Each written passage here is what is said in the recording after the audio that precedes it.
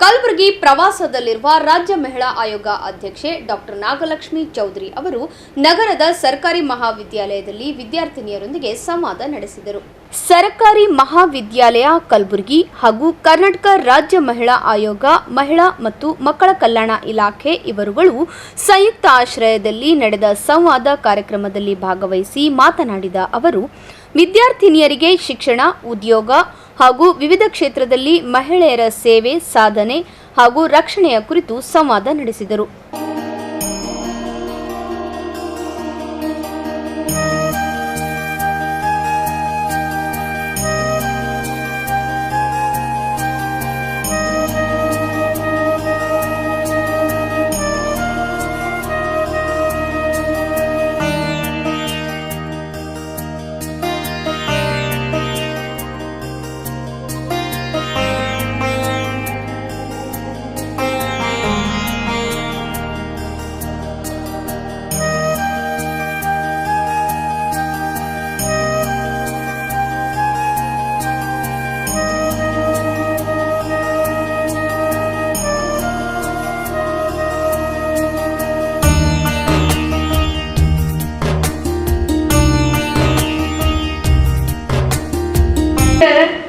ನಿಮ್ ಜೊತೆ ಸಂವಾದ ಅಂತಂದ್ರೆ ನೀವು ಎಷ್ಟು ತಿಳ್ಕೊಂಡಿದ್ದೀರಾ ಅಂತ, ನಿಮ್ಮ ಹಕ್ಕುಗಳ ಬಗ್ಗೆ, ನಿಮಗೆ ಕಾಪಾಡುವಂತ ಕಾನೂನು ಬಗ್ಗೆ ಎಷ್ಟು ಅರಿವಿದೆ, ಎಷ್ಟು ನಮ್ಮ ಸರ್ಕಾರಿ ಕಾಲೇಜಿನಲ್ಲಿ ನಮ್ಮ ಮಕ್ಕಳಿಗೆ ನುರಿತ ತಜ್ಞರನ್ನ ಕರೆಸಿ ಅವರನ್ನ ಎಲ್ಲಾ ತರ ಜ್ಞಾನದೊಂದಿಗೆ ರೆಡಿ ಮಾಡಿದ್ದಾರೆ ಅಂತ ತಿಳ್ಕೊಳ್ಳೋಕೆ ಒಂದು ಅವಕಾಶ ಆಯ್ತಾ.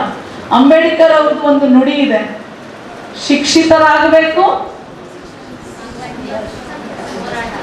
ಹೇಳು, ಜೋರಾಗಿ ಹೇಳು, ನೀನು ನಿಜವಾದ ಅಂಬೇಡ್ಕರ್ ಮಗಳು ಕಣೆ, ಹೇಳು, ಎದ್ಬಿಟ್ಟು ಹೇಳು. ಶಿಕ್ಷಣ ಸಿಕ್ಕಿದಾಗ ಮಾತ್ರ ಸಂಘಟನೆ, ಸಂಘಟನೆ ಆದಾಗ ಮಾತ್ರ ಹೋರಾಟ. ನಿಮ್ಮ ವಾಯ್ಸ್ ಬರಬೇಕು. ಇಟ್ಸ್ ವೆರಿ ವೆರಿ ತುಂಬಾ ಕಡಿಮೆ ಇದೆ. I am 50. ಎಷ್ಟು ನನಗೆ? 50 ವರ್ಷ ನನಗೆ. ನನಗೂ ನಿಮ್ಗೆ ವಾಯ್ಸ್ ನೋಡಿ, ನಾ ಮೈಕ್ ಬಿಟ್ಟರು ನಿಮ್ ಜೋಡಿ ಅಷ್ಟೇ ಜೋರಾಗಿ ಮಾತಾಡ್ತೀನಿ. ಅಂಬೇಡ್ಕರ್ ಏನಿತ್ತು? ಶಿಕ್ಷಿತರಾಗಬೇಕು, ಹೋರಾಟ. ವಾಯ್ಸೇ ಇಲ್ಲ ಅಂದ್ರೆ ಹೋರಾಟ ಮಾಡಲ್ಲ ನೀವು. ಶಿಕ್ಷಿತರಾಗಬೇಕು, ಹೋರಾಟ ಮಾಡಬೇಕು. ನಿನ್ನೆ ನಾನು ಗುಲ್ಬರ್ಗ ಮಹಾವಿಶ್ವವಿದ್ಯಾನಿಲಯಕ್ಕೆ ಭೇಟಿ ನೀಡಿದ್ದೆ. ಯಾಕೆ ಮಾತು ಹೇಳ್ತಾ ಇದ್ದೀನಿ ನಿಮಗೆ ಅಂದ್ರೆ, ಹೋರಾಟ ಮನೋಭಾವ ನಿಮ್ಮಲ್ಲಿ ಬರಲಿಲ್ಲ ಅಂದ್ರೆ ನಿಮಗೇನು ಸಿಗಲ್ಲ. ನೀವು ಹೋರಾಟ ಮಾಡಬೇಕು, ನಿಮ್ಗೆ ಅಷ್ಟು ಹಕ್ಕುಗಳಿದೆ. ಮಹಾವಿಶ್ವವಿದ್ಯಾನಿಲಯಕ್ಕೆ ಹೋಗಿದ್ದೆ. ಹೋದಾಗ ಕೂತ್ಕೊಂಡು ಈ ಕಡೆ ಎಲ್ಲ ಮಕ್ಕಳು, ಓದೋ ಮಕ್ಕಳು, ಈ ಕಡೆ ಎಲ್ಲ ಟೀಚರ್ಸ್, ಫ್ಯಾಕಲ್ಟಿ, ಮಧ್ಯದಲ್ಲಿ ವೈಸ್ ಚಾನ್ಸಲರ್. ಫಸ್ಟ್ ಕೇಳಿದೆ, ಇಲ್ಲಿ ಕುಡಿಯಕ್ಕೆ ನೀರಿದೆಯಾ ಮಕ್ಕಳಿಗೆ? ಎಲ್ಲ ಸೌಲಭ್ಯ ಇದೆ ಮೇಡಮ್. ನಾನು ವಿ.ಸಿ ಅವ್ರ ಮಾತು ಕೇಳಿದೆ, ಬಾರಿ ಪರ್ಫೆಕ್ಟ್. ಇರ್ಬೋದೇನೋ ಅಂತ ಅಂದ್ಕೊಂಡೆ. ಆಮೇಲೆ ನೀವೆಲ್ಲ ಹೊರಗೆ ಹೋದ್ಮೇಲೆ ಮಕ್ಕಳು ನಮ್ಮ ಜೊತೆ ಮಾತಾಡ್ತಾರೆ ಅಂತ ಅವರೇ ಹಾಲನ್ನ ಬಿಟ್ಟು ಹೋದ್ರು. ಆಮೇಲೆ ಆ ಮಕ್ಕಳು ಮಾತು ಕೇಳಿದಾಗ ನನಗೆ ಹಾಸ್ಟೆಲ್ಗೆ ಹೋಗೋ ಅವಶ್ಯಕತೆ ಇಲ್ಲ ಅಂತ ತಿಳ್ಕೊಂಡೆ. ಆ ಮಕ್ಕಳು ಹೇಳಿದ್ರು, ಮೇಡಮ್ ನೀವು 7:15 ನಮ್ಮ ಹಾಸ್ಟೆಲ್ಗೆ ಬರಲೇಬೇಕು ನೀವು ಅಂತ. ನಾನು 7:15 ಮತ್ತು ನಾವು ಹೋಗಿದ್ದು 5 ಗಂಟೆ ಇರುತ್ತೆ ಅಲ್ವಾ. ಆಮೇಲೆ ನಾವು ಹಾಸ್ಟೆಲ್ಗೆ ಹೋದ್ವಿ. ಹಾಸ್ಟೆಲ್ಗೆ ಹೋದಾಗ ನೀವು ನೋಡಿರ್ಬೇಕು, ವಿಶ್ವವಿದ್ಯಾಲಯ ಲೈಟ್ ಇಲ್ಲ, ಕಾಡು. ಆ ಮಕ್ಕಳ ಹಾಸ್ಟೆಲ್ಸ್ ಹತ್ರನೂ ಒಂದು ಲೈಟ್ ಇಲ್ಲ. ಒಂದು ಸಲ ಇಮ್ಯಾಜಿನ್ ಮಾಡ್ಕೊಳ್ಳಿ, ಆ ಮಕ್ಕಳಿರೋ ಹಾಸ್ಟೆಲ್ಸ್ ಹತ್ರನೂ ಒಂದು ಲೈಟ್ ಇಲ್ಲ. ಯಾರೇ ಬಂದು ಏನ್ ಮಾಡಿದ್ರು ಯಾರು ಹಿಡಿಯೋರಿಲ್ಲ, ಗುರ್ತಿಡಿಯೋರಿಲ್ಲ, ಯಾವುದೇ ಎವಿಡೆನ್ಸು ಸಿಗಲ್ಲ. ಅದು ಹೋಗ್ಲಿ, ಮಳೆ ಬಂದು ನೀರು ನಿಂತಿದೆ ಹಾಸ್ಟೆಲ್ ಮುಂದೆ. ಯಾಕೆ ಮಾತು ಹೇಳ್ತಾ ಇದ್ದೀನಿ ಅಂದ್ರೆ, ನೀವು ನಿಮ್ಮ ಹಕ್ಕುಗಳಿಗೆ ಹೋರಾಟ ಮಾಡ್ಬೇಕಂತ ಹೇಳ್ತಾ ಇರೋದು. ನೀರು ನಿಂತಿದೆ, ಆ ನೀರನ್ನು ಬಿಟ್ಟು ನಿಂತ್ಕೊಂಡ್ರು ಮಕ್ಕಳು, ನೀರು ಸಹ ಆಚೆ ಹೋಗ್ತಾ ಇಲ್ಲ. ಆ ತರ ಕಳಪೆ ಕಾಮಗಾರಿ. 9:15ವರೆಗೂ ಕಾತೆ, ಊಟ ರೆಡಿ ಆಗ್ಲಿಲ್ಲ ಅಲ್ಲಿ.